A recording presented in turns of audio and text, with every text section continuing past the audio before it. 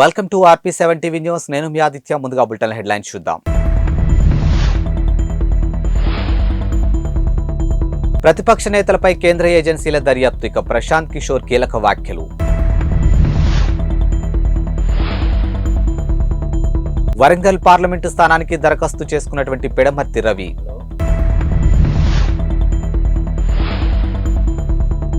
HMDA joint commissioner ఆమ్రపాలికి HGCL బాధ్యతలు.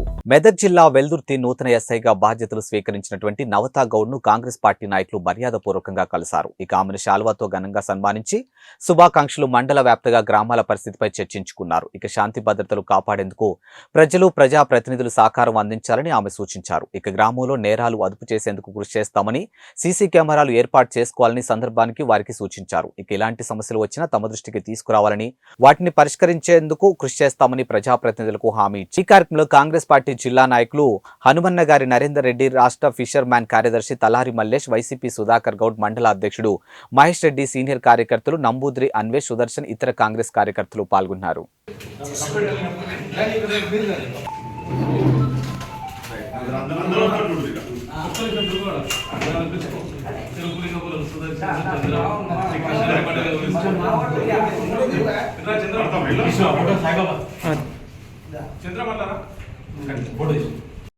Warangal parliament నియోజకవర్గ స్థానానికి కాంగ్రెస్ పార్టీ నాయకులు తెలంగాణ రాష్ట్ర తొలి corporation chairman doctor Pidamarthi Ravi గారు దరఖాస్తు చేసుకున్నారు. ఈ రోజు కాంగ్రెస్ పార్టీ నాయకులు మరియు తన అనుచరులతో కలిసి గాంధీ భవన్ కు వెళ్లి దరఖాస్తు పత్రాన్ని గాంధీ భవన్ అధికారికి సమర్పించారు.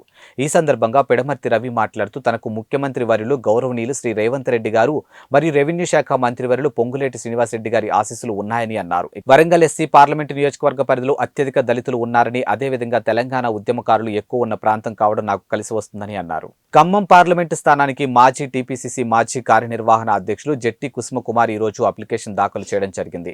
అఖిల భారత సంఘటిత కార్మికులు ఉద్యోగుల కాంగ్రెస్ చైర్మన్ కౌశల్ సమీర్ ఆయన తరపున గాంధీ భవన్ లో అప్లికేషన్ దాఖలు చేయడం జరిగింది. ఈ కార్యక్రమానికి పెద్ద ఎత్తున కార్యకర్తలు, అభిమానులు హాజరు కావడం జరిగింది. Hyderabad growth corridor limited managing director, outer ring road project director అదనపు బాధ్యతలు ప్రభుత్వం హెచ్ఎండిఏ జాయింట్ కమిషనర్ కు ఆమ్రపాలికి అప్పగించింది. ఈ మేరకు పురపాలక పట్టణాభివృద్ధి శాఖ ముఖ్య కార్యదర్శి, metropolitan commissioner doctor M Dana Kishore శనివారం ఉత్తర్వులు జారీ చేశారు. ప్రస్తుతం ఆమ్రపాలి హెచ్ఎండిఏ ఐటీ ఎస్టేట్ విభాగాలతో పాటు మూసీ రివర్ ఫ్రంట్ డెవలప్మెంట్ ఎండీగా ఉన్నారు. కాగా హెచ్ఎండిఏ కమిషనర్ గా అదనపు బాధ్యతలు నిర్వహిస్తున్న దానకిషోర్ ఈ నెల 6న హెచ్ఎండిఏపై పూర్తిస్థాయి సమీక్ష నిర్వహిస్తున్నట్లు సమాచారం. ఇక శనివారం హెచ్ఎండిఏ కార్యాలయానికి వచ్చినటువంటి ఆయన అక్కడ తీరిక లేకుండా గడిపారు. వివిధ ప్రాజెక్టులు, అత్యవసరంగా పరిష్కరించాల్సినటువంటి దరఖాస్తులను అధికారులతో కలిసి సమీక్షించారు.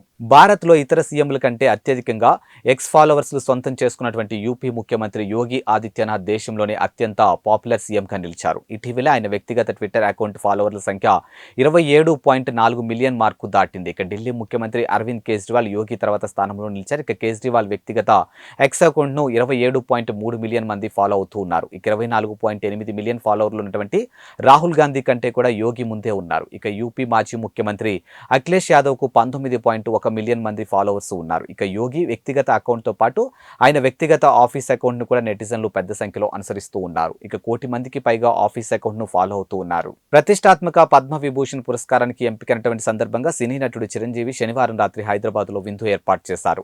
దీనికి హాజరైనటువంటి సీఎం రేవంత్ రెడ్డి మెగాస్టార్ కు శుభాకాంక్షలు తెలియజేశారు. ఇక పుష్పగుచ్చం ఇచ్చి అభినందనలు తెలిపారు.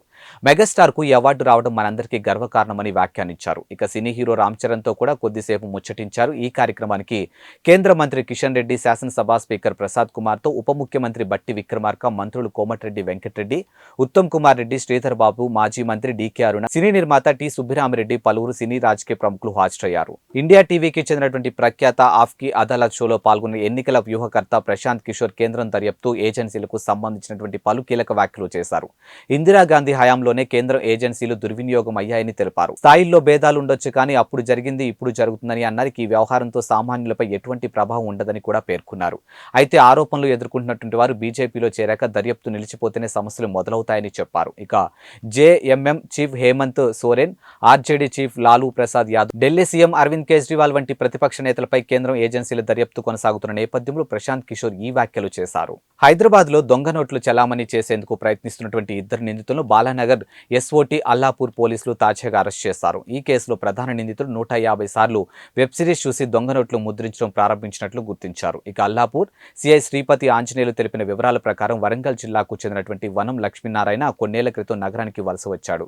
బోడుప్పల్లోని మారుతినగర్లో ఉంటూ స్థిరాస్తి వ్యాపారం చేస్తూ ఉన్నాడు. ఇతడిపై గతంలో కొన్ని పోలీస్ కేసులు కూడా నమోదయ్యాయి. ఇక వరంగల్ జిల్లాకు చెందినటువంటి మరో ప్రైవేటు ఉద్యోగి ఎరుకుల ప్రణయ్ కుమార్ ఇతడికి మిత్రుడు. ఇటీవలే ఆర్థిక పరిస్థితి దిగజారడంతో లక్ష్మీనారాయణ దొంగ నోట్ల చలామణికి నిర్ణయించుకున్నాడు.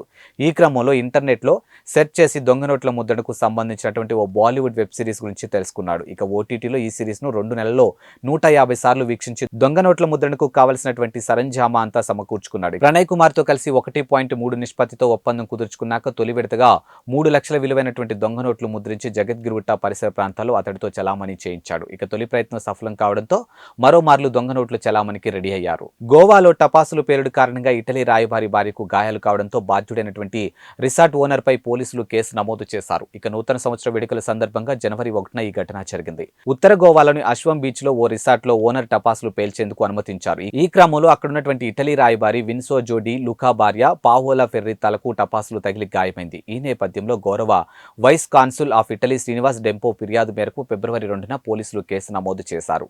ఐపీసీ సెక్షన్ 338 కింద కేసు రిజిస్టర్ చేశామని పోలీసులు తెలిపారు. ఇక బాధితురాలి వాంగ్మూలం తీసుకున్నాక తదుపరి దర్యాప్తు చేస్తామని పేర్కొన్నారు. నిందితుడిని అరెస్ట్ చేయాల్సి ఉందని వెల్లడించారు. ఇవే వాల్టి బులెటిన్ అప్డేట్స్. మరో బులెటిన్తో మళ్ళీ కలుద్దాం. అంతవరకు సెలవు. నమస్కారం.